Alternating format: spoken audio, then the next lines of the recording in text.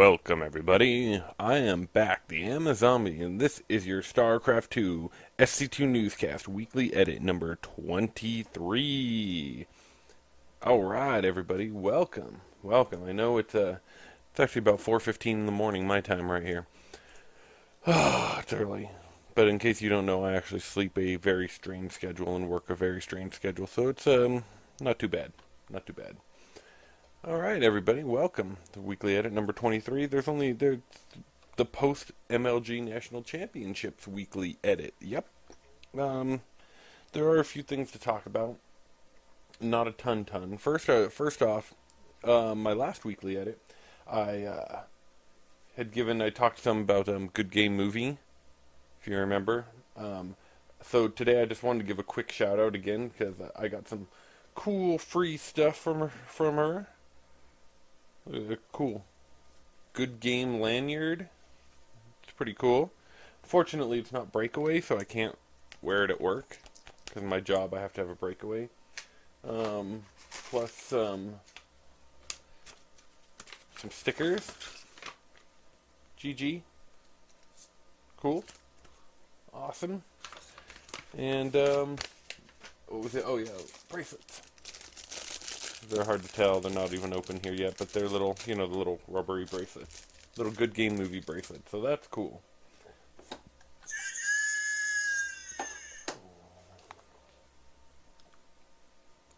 Sorry. I have that feeling like I'm about to sneeze. Okay. Alright, everybody. Welcome. Post-MLG. MLG Providence just finished up, and there was kind of some controversy. There was kind of some interest and intrigue. First of all, in case you missed it, the winner, spoiler alert, here it comes. Bam! Leenock. Hold on, Alright, there it is. Whew. FXO Leenock. Congratulations to Leenock for that huge win. I mean, it's not only is it $50,000, it is. Bam. Let's bring Leenock up on this screen. There we go.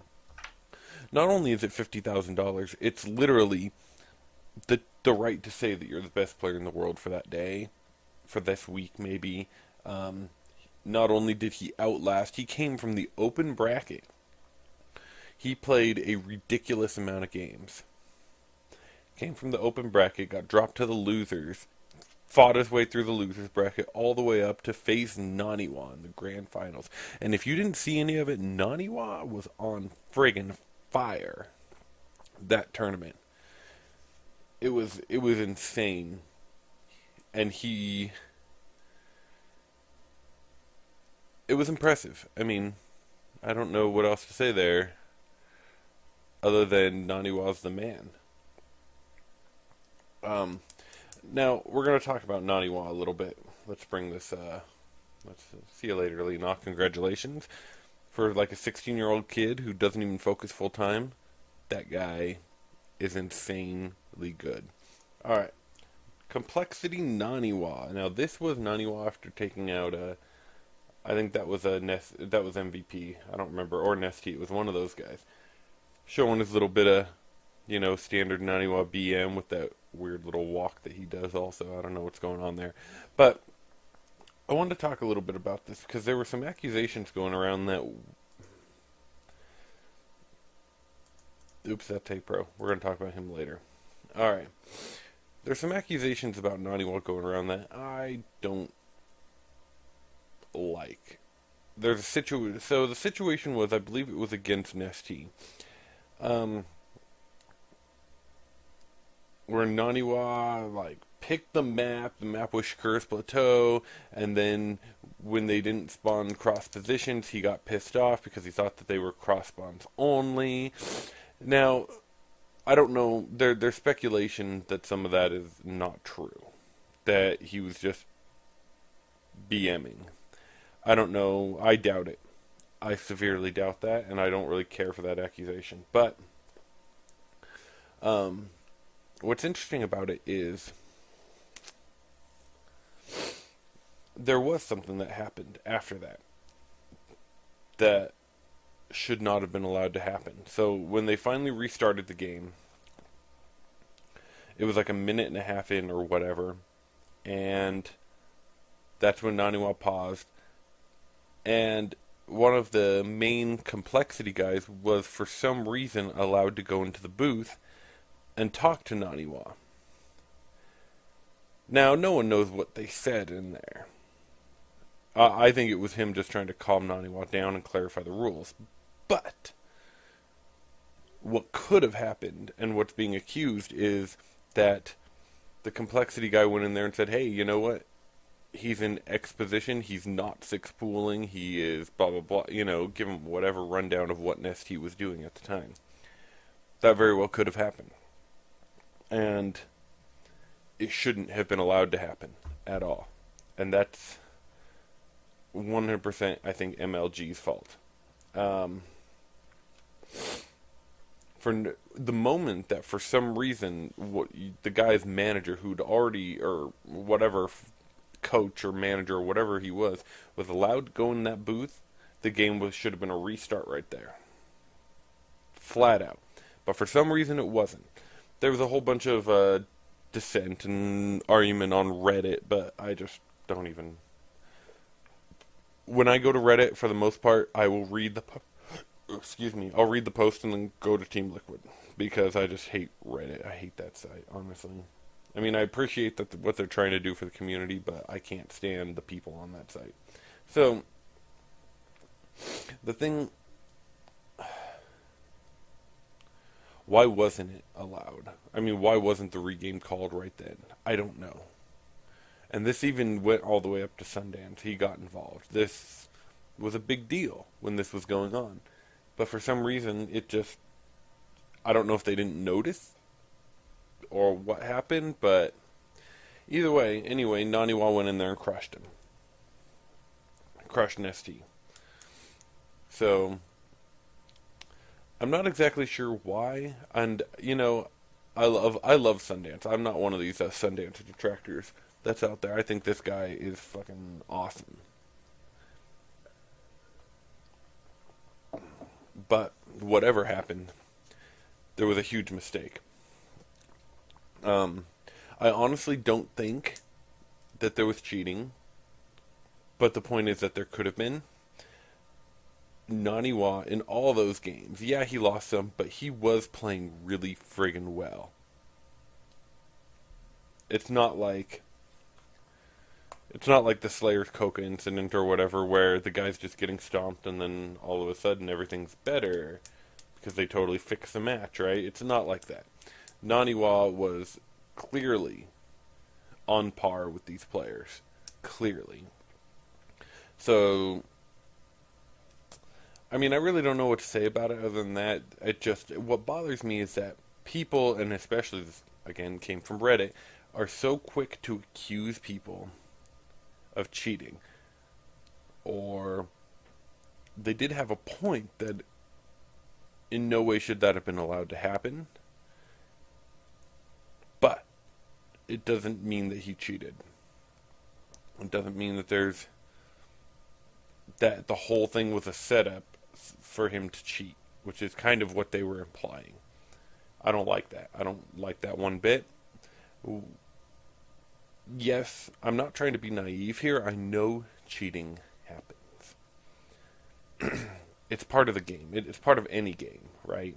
I'm a baseball fan, and it happens. It happens in baseball, even with just about the strictest anti-cheating rules that there almost are. It still happens. But, I mean, I really don't know. What I don't like is the immediate just jump to conclusion that he was cheating. When there's some, they're presenting this evidence in a very, they're framing it in a way to make it look like it, without framing it in the way of factual. That's about all I wanted to talk about Naniwa. I mean, really congratulations to him. He did win the Global Invitational. He looked freaking amazing. I think that he and he made it to the championships against Leenock, and I very well think that he honestly could have beaten Leenock. I think that Naniwa was the best player of the weekend, flat out. The reason he didn't beat the reason he didn't beat Leenock is because Leenock figured out what Naniwa was doing, his style, which was playing very greedy, not safe. Naniwa was able to hold it against some people, and Leenock just said, screw it. If you're going to play that frickin' greedy, I'm just going to attack you. And I believe out of the 5 games of the finals, 3 of them were roach rushes, and 2 of them Leenock won because of the roach rush. One of them, Naniwa was able to hold off. But that's basically why Leenock won. I'm not trying to take away. Leenock played some outstanding frickin' games. But in the end, I think that if they were kind of allowed to play their games, I think Naniwa would have beat him. I mean, he beat Nesty, he beat MVP a couple of times. He beat Huck. He beat Dong Regu. He beat Dong Regu.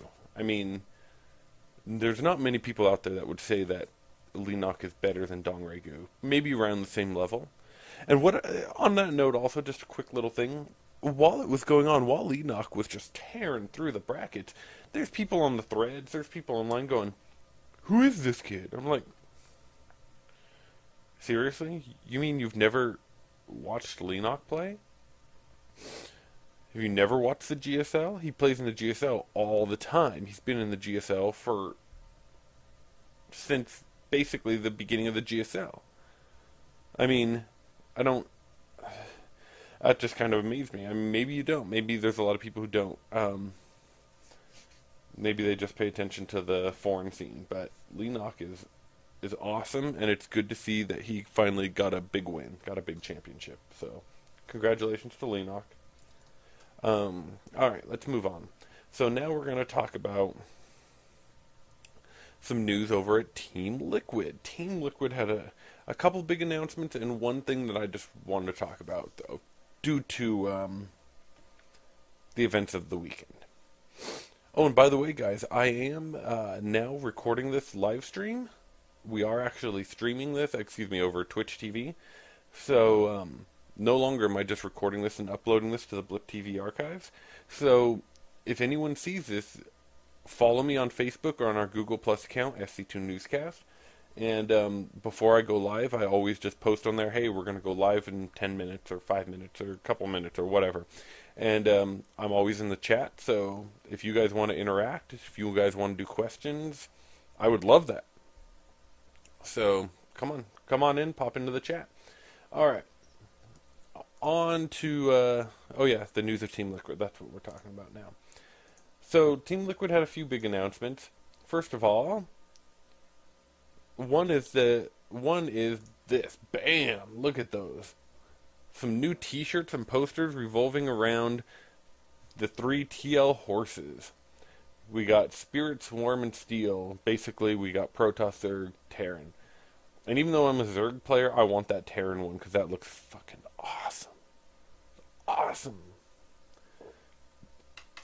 Unfortunately, they don't have big fat guy size like me, for me yet. They have XL, but European XL, which is more like a large, in America. So that's cool. New t-shirts. And now this goes along with their news about a new documentary. They haven't said how long, but there is a Liquid documentary teaser. In fact, would you guys... I think I can show it. Oh well, you know what? Screw it. I'm just gonna show it. I apologize. I haven't leveled out the volumes for this, so I'm hoping that the volumes are good. This came out, I believe, last Wednesday. So let's go ahead and bring this up for you guys. Come on.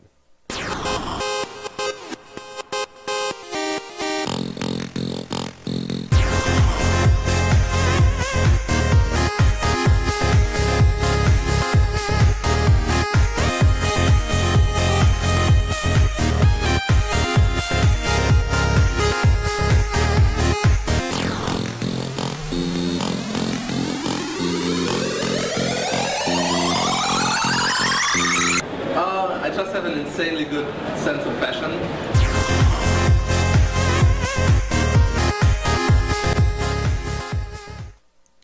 There you go. That's the teaser. Hopefully that turned out okay. A documentary. Yet another documentary. But this one's about Team Liquid. About the events and goings-on around TL. A lot of people's favorite foreign team. Congratulations to them. So that went with the news of the new t-shirt designs, and also with the news of their newest player. You ready for this in case you missed it? Bam! Liquid Xenio just announced. Congratulations to Xenio. Xenio was leaving OGS. The story is that Xenio wanted out of OGS, not necessarily because of the team, but due to the living situation. But OGS has a rule, basically, unless you have, like, you know, certain standing or certain whatever, you have to live in the house. Like, I think Nada's allowed to not live in the OGS house for some reason, probably because he's Nada. But you have to live in the house. And he didn't want to live in the house anymore. But the Wind, now OGS the Wind is the man. So the Wind called Nazgul and was like, hey, we want to make sure Xenio has a good home. We can't let him break the rules, but we don't really want to just see him go, because he's a good guy, he's a great player. I mean, do you guys want him? It's basically what it sounds like happened. Nazgul looked at it, checked it out, and said, damn, sure, the guy's awesome. I'll take him. So that seems to be what happened. So congratulations to Xenio, congratulations to Team Liquid. That's the other big chunk of news. Now, the thing I wanted to talk about, though, with Team Liquid is this guy right here, which, bam, Liquid Hey Pro. Let's bring him up on the big screen. Okay. Liquid Hey Pro had, I believe, a 7th place finish at MLG this weekend. Congratulations to him. He earned that. It was a hard fought 7th place. Now, the thing I wanted to talk about here with Liquid Hey Pro, though, is there's a lot of hate from the community around Liquid Hey Pro and Liquid Tyler especially, because these guys have not produced much, at least on the win side.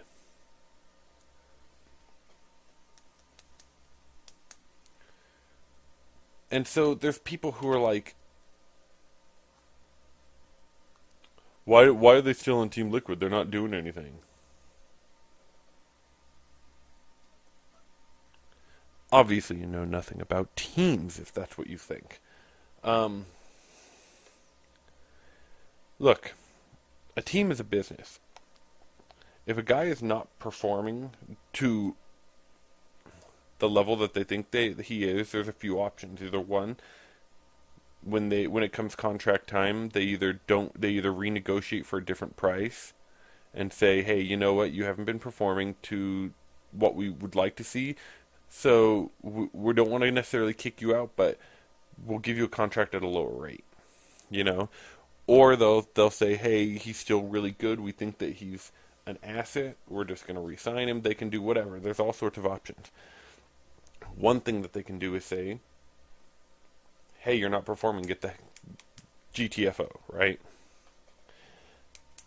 Now, the thing that I don't like is that the community has become, because there's so many tournaments, there's a lot of wins, the community has become so picky for wins, or just top 3 performances.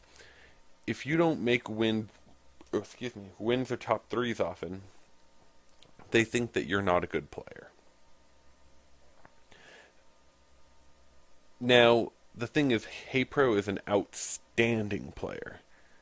If you watch his games, the guy, yeah, he makes some mistakes, yeah, he gets nervous sometimes, but he reminds me a lot of like a Lenok or a Creator Prime, a guy who has just the raw natural talent, the thinking, the mechanics. He just makes mistakes still. He slips up a lot.